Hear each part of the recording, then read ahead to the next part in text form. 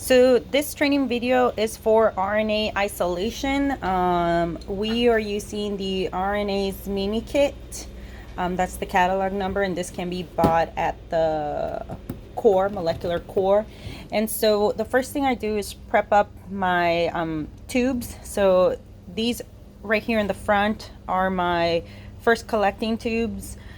Once I have that and I follow steps 1 and 2, I'll move to step 3, in which we actually put our samples from the first tube into our collecting tubes, and they actually come in the box. So the box brings these spin columns, as you can see.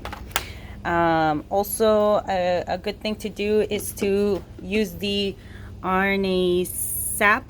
It's to prevent any enzymes that will destroy your RNA.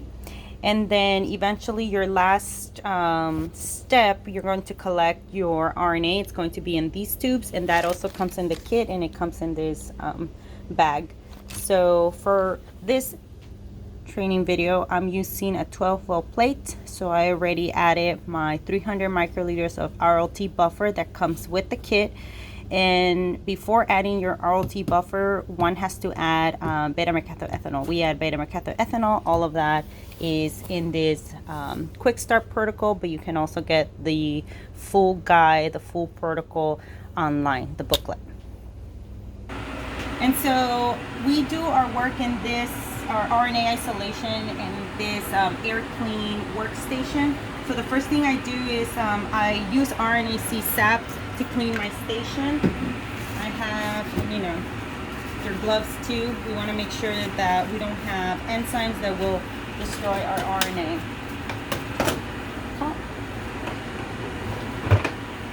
And I'll be using these P1000s.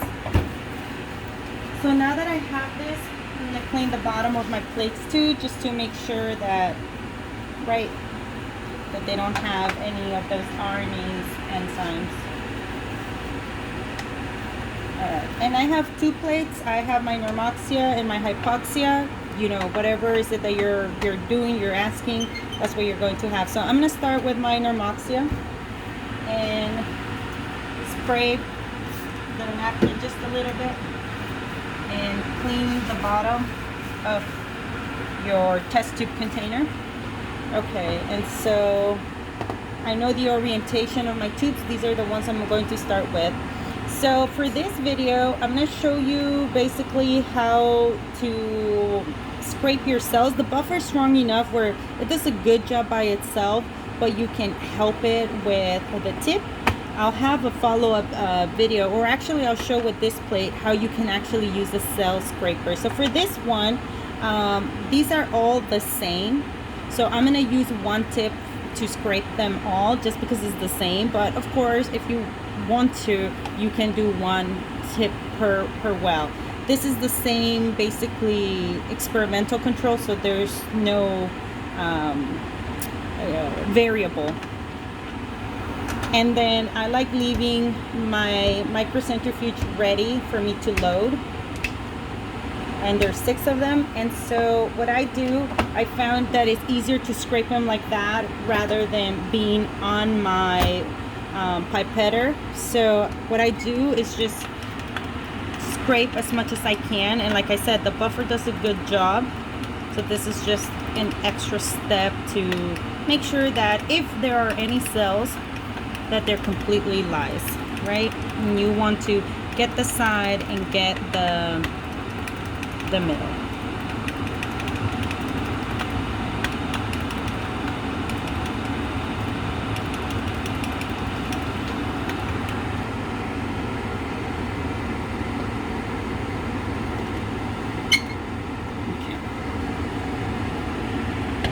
And I just do this as an extra step. It's also not necessary, but I like making sure that I get every single cell that I can.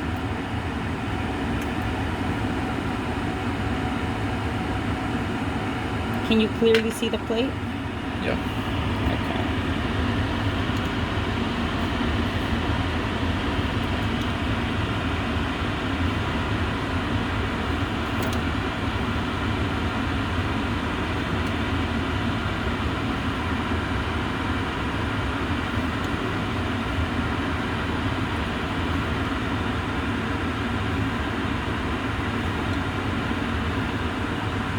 And so, you know, this is just repetitive because these are all controls. Let's pause it. All right. Okay, so for the other half, my hypoxia cells, I'm going to use the disposable cell scrapers. So these come in these sterile pouches, and this is the part that we use to scrape our cells. So I have my pipette with its pipette tip ready. Once again, I have 300 microliters of my RLT buffer with beta-methacethanol. So open it from the bottom, not from the front. Okay. And then same thing, these are all the same, just different N values. And for this one, it has higher surface, so you just scrape them like that, like if you were cleaning a window with a squeegee. There we go. I don't know if you can see it. Just do circular motions to make sure that you remove as much as possible.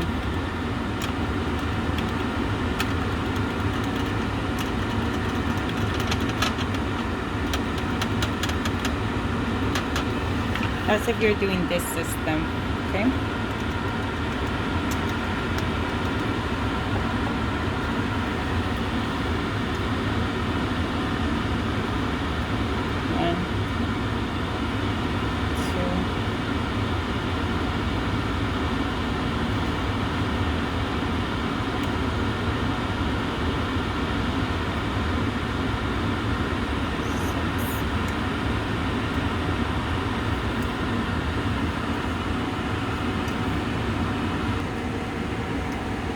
This is the ethanol. I'm just gonna put it in the smaller tube.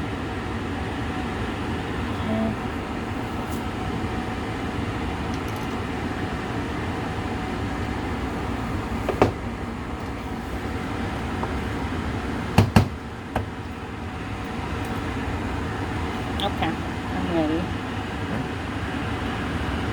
So the second step, once you have your lysates, you add a 1-to-1 volume of your 70% ethanol.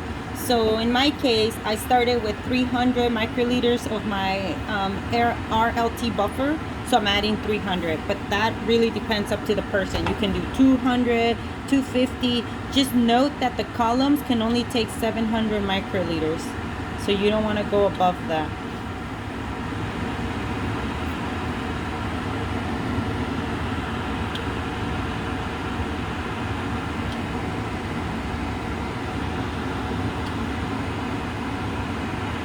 It all here because that's going to give me 600 microliters, so it's within that 700 microliter limit.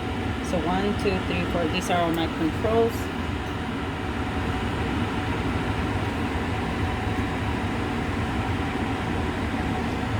So this is you have to mix well your cell lysate sample with the ethanol.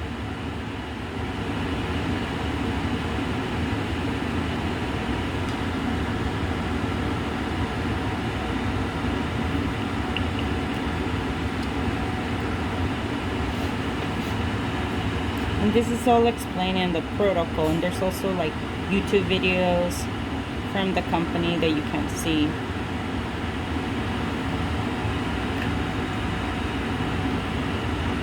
Well, you just don't want to over vortex it or anything like that. You don't want to destroy your RNA. And that's it. And only 15 seconds, that's it. So the washes are really fast.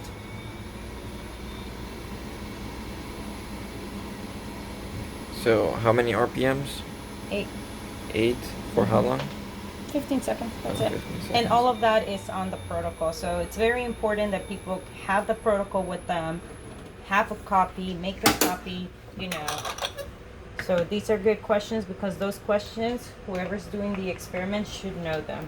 So always make a copy of the experiments, highlight the parts that you need to highlight, and have it with you. So that's the reason why I have it there with me. buffer. It's at the bottom of that collecting tube. You can aspirate it too if you want to. That's really up to personal choice how you want to remove the wash through.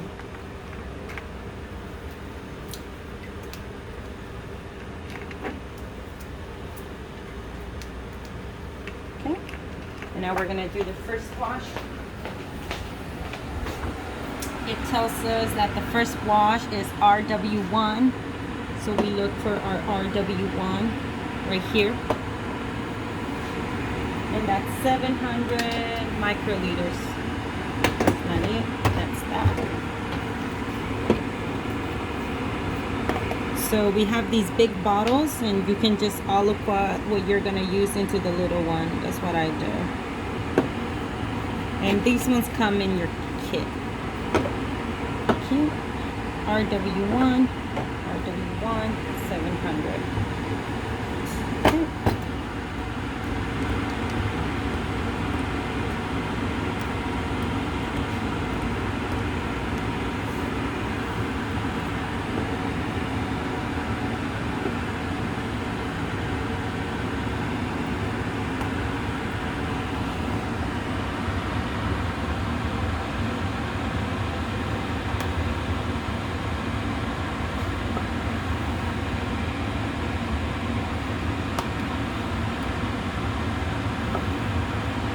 Done with this.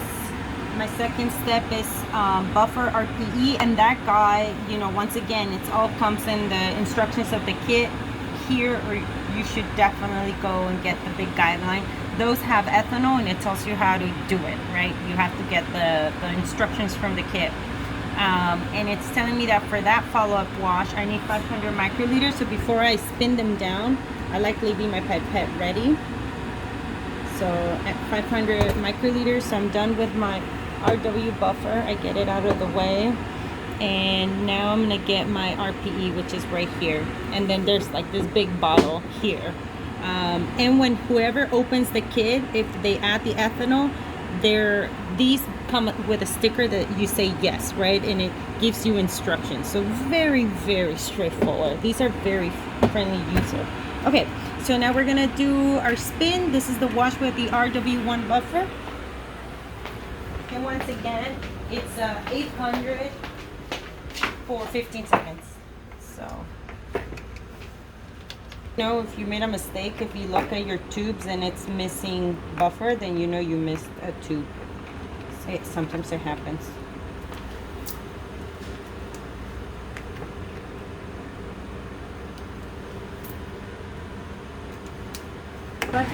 RP buffer.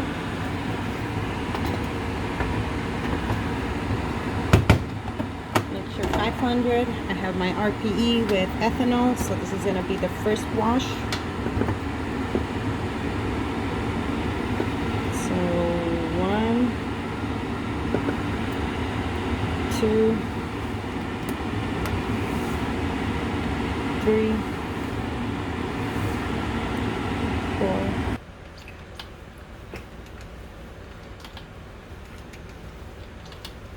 So this will be 8,000 RPMs Same at thing. 15 seconds, like the last one.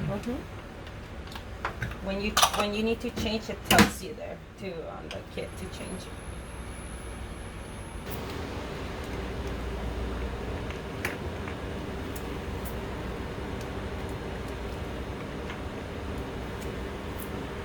$500, and we're gonna spin that one for 2 minutes at 800 RPMs.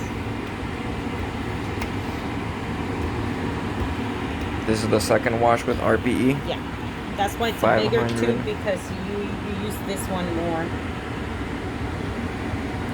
So 1,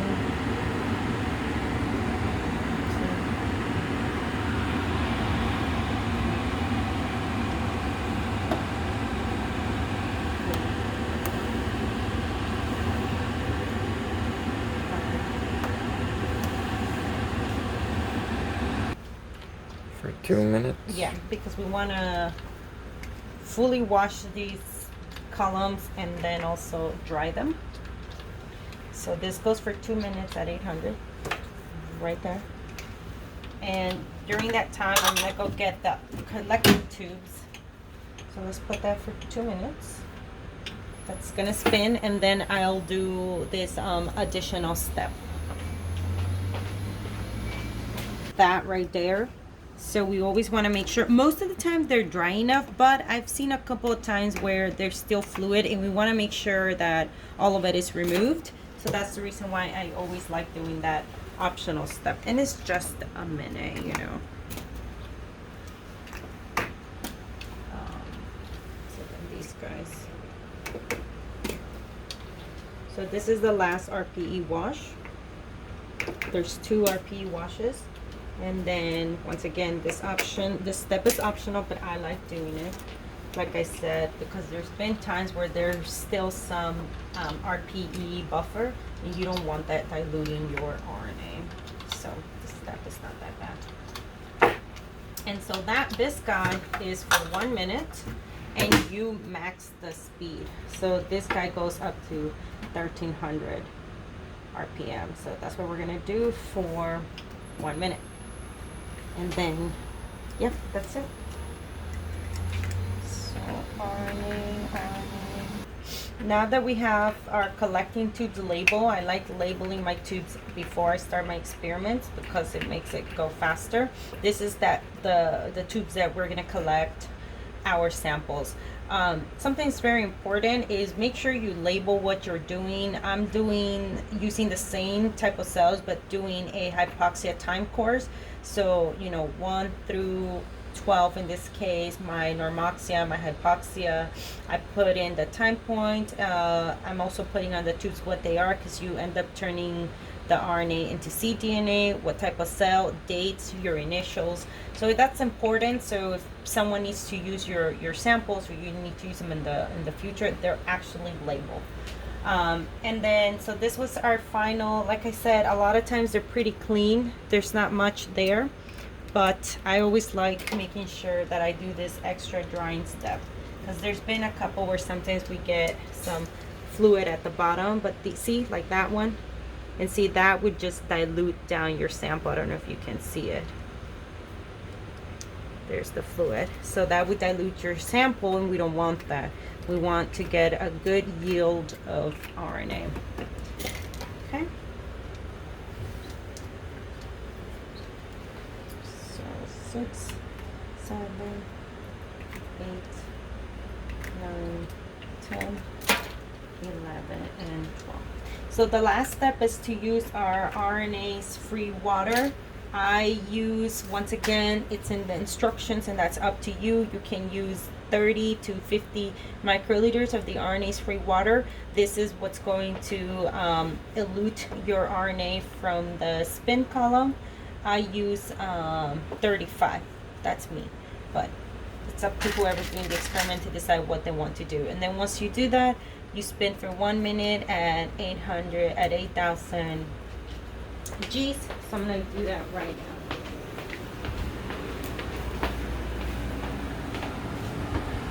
And I'm going to go get my multi-pipetter. This, we're going to be using these repetitive multi-pipetters. I really like them, from VWR. So if you need to, it tells you the range here, 20 microliters to 300. So it won't pipette anything beyond 300 microliters or below 20 microliters. It's important that people understand how these work. And then these are really nice. I already have it set up to do multiple dispensing. So you move that, and it tells you change volume. Yes, because I want to pipette 35 microliters per tube, right? And it can do up to 8, but I like being consistent. So I have 6 controls and 6 normoxia, 6 hypoxia. So I'll just do, set it up for 6 dispensing. And so for these ones, you want to use the bigger tips, the P200, because it's going to get 6 times 35 microliters. Okay, make sure that it's tight. And then here's my RNase free water. And when you're using these, right, and I double check that it's 6 dispensings, 35 microliters each. Make sure that your tip is straight. Do not touch that filter. And then this always takes a little bit extra, so you do a quick little dispensing just to get that extra. And now it's ready to dispense 35 microliters for 6 times. So I have my tubes ready. So I go 1, 2, 3, 4, 5, 6.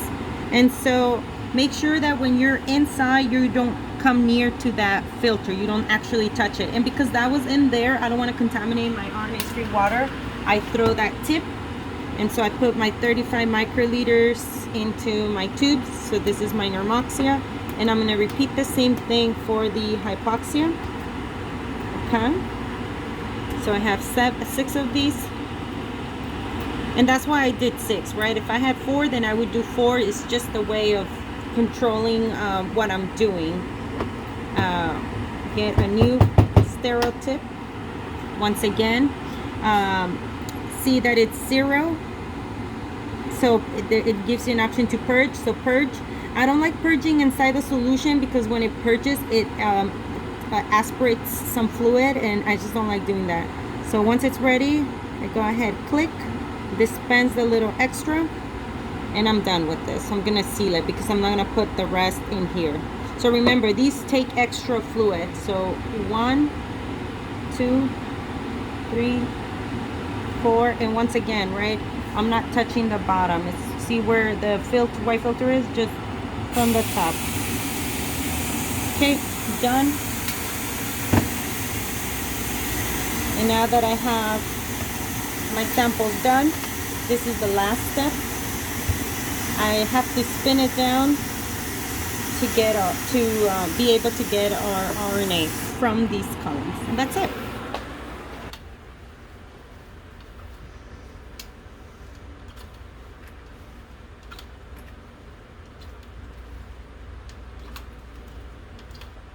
One minute at 8,000 RPMs. Okay. So, are you recording? So for this, note that you have the column on the collecting tube, so this becomes an obstruction, which is the reason for this particular centrifuge. I give them space, and the reason is that when you set this up, it's going to interfere and it doesn't seal. So I put them separate and then just move them out of the way so that when you put the lid on the centrifuge, it actually closes, right? And then see how the lid is actually sealed. Otherwise, the tops of the collecting microcentrifuge interferes with this being properly on there, on the centrifuge, and seal it. And you'll know, because the moment there's space, it makes this like vacuum sound, and it's really loud, and you should like stop it. So 13, so the last step is at 8 G's. And for 1 minute, right? And that's it. And then the next step that I would do before I put these, save them in the -20, is that I collect a little aliquot of my 35 microliters, dilute it down, and I use that for my RNA quantification. So my RNA concentration quantification. Okay. So we finished our last step, and you can actually see that there are the 35 microliters of your RNA. Once you have this, we should work fast. Everything's done at room temperature, but once you have your RNA, we should keep it in ice. So at this point, you don't need these filters, so you can, the columns, so you can discard them. And then what I'm gonna do now is just take 2 microliter aliquot that I do a dilution of 1 to 10, dilution factor 1 to 10, and I'm actually going to use that diluted RNA to do my RNA quantification. And one thing I like seeing to make sure that your pipetting skills are good, that you didn't lose any sample, is always check your tubes that they have, as you can see, that they have the same volume. So right now I'm gonna put these in ice and then do my dilution of my RNA and put them in a separate tube that I'll use later on to measure the concentration of my RNA in these Mueller mouse cells. I have my tris hydrochloride ready. Now you might be thinking, why do you dilute it with that and not RNAs? Once again, like I said, don't go with what person tells you. Read the company guidebook. So in addition to that little sheet that I showed you, there's a guidebook and it tells you how to like troubleshoot whatnot. And one of the things that they recommend is to do a dilution factor of 10 of your RNA into tris hydrochloride. So technically I can do 1 microliter and 9 microliters of this, but I like having extra because sometimes you have to remeasure it. So that's why I do 18 microliters of my 10 millimolar tris hydrochloride and 2 microliters of my actual RNA.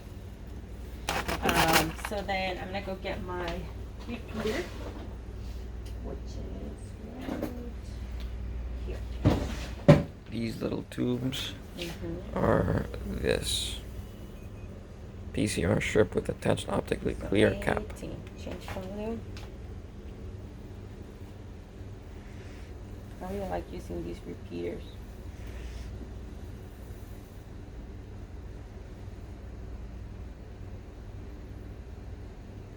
Okay.